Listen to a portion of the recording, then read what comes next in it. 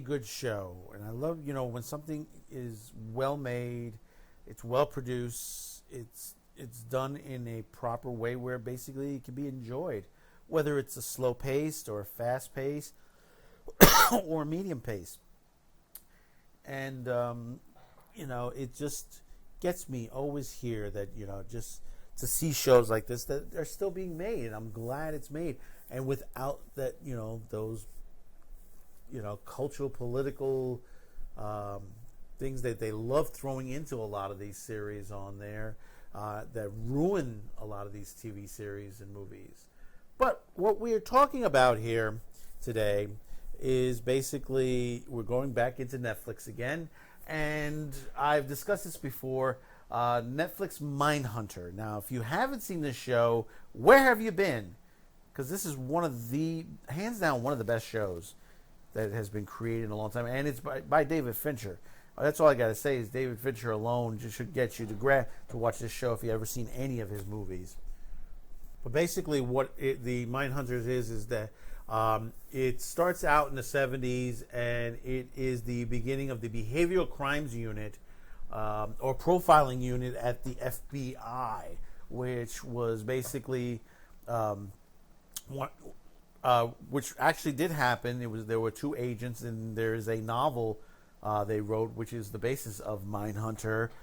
Discusses about the things that they went through the many years of their investigations that they've done, and what the behavioral science unit did to be able to coin the phrase, which they coined the phrase serial killer into our lives, our daily lives, because basically a lot of these murders that were happening way back then, people didn't really understand. It was, I think how it was put best is that you always had either murders were either considered crimes of passion or crimes of greed. But there were these moments where there were a lot of murders that just basically didn't fall in those categories, and they could not figure out why. Thus came along the Behavioral Science Unit, and an investigation started through to find out by interviewing some of the top serial killers of that era. I mean, it is fantastic. I've always said this. The one guy who plays Ed Kemper, Cameron Britton, does a fantastic, and I'm telling you, a fantastic job of this.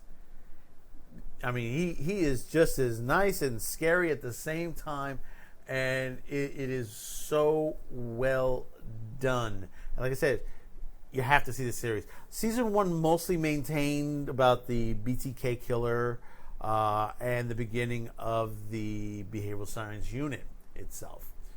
Season 2 kind of ramped up a bit, and it added a lot more serial killers. We got to see basically Charlie Manson, who was portrayed by Damon Herman. Now, you may have heard that name before, because basically Damon also played Charlie Manson in the recent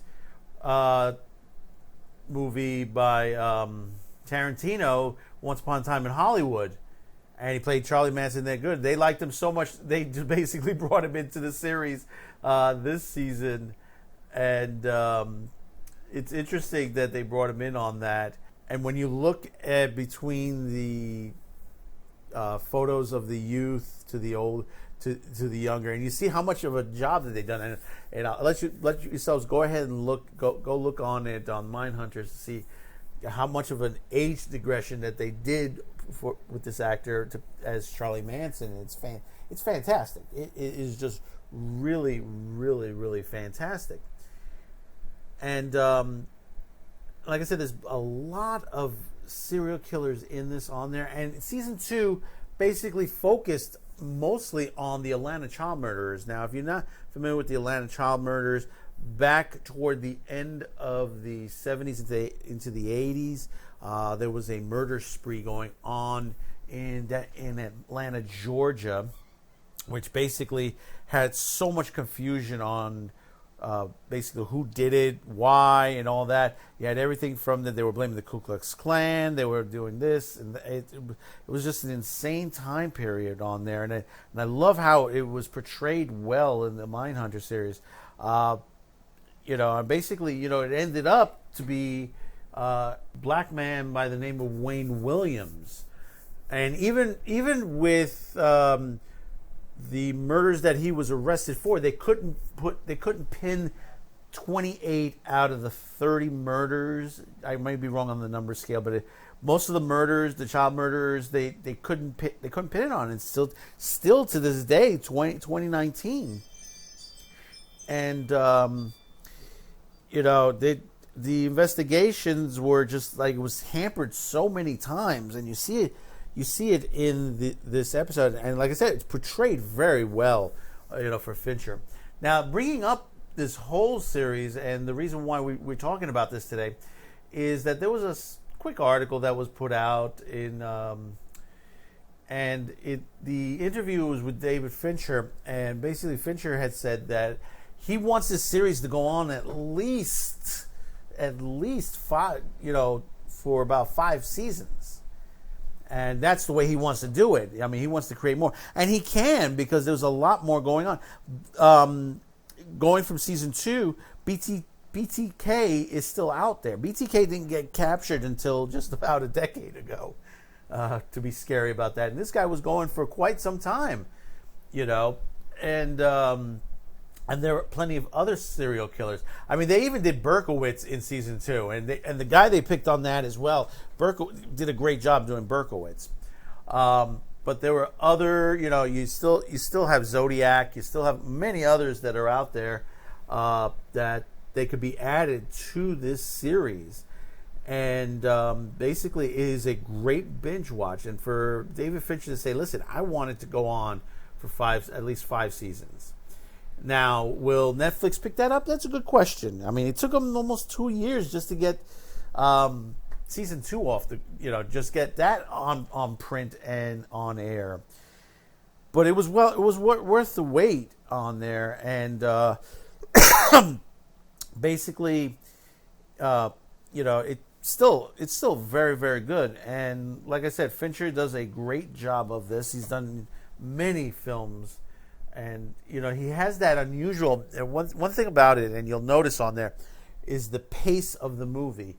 And, and I always hear a lot of people in comments line says, well, it runs in a slow pace. But that's the pace of it. That is the pace that it's supposed to be. And the other part of it, they said, is the color is a little weird. But it's the shading. There's no brightness to the color in the episodes. It's got that sort of gray overtone. It's just like, it's very gritty and very dark, but not too dark, but just very, like I said, gray.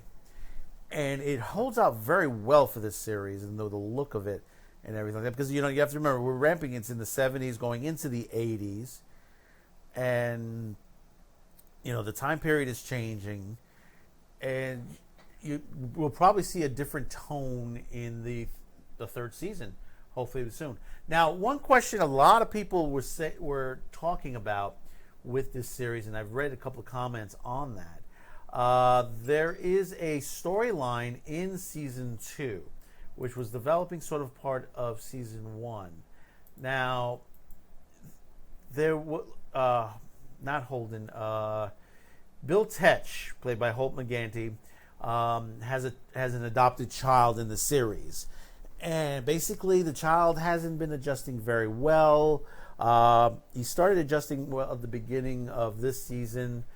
And what happened was there was a murder of a child, 20-month-old child, and it was pinned to a cross.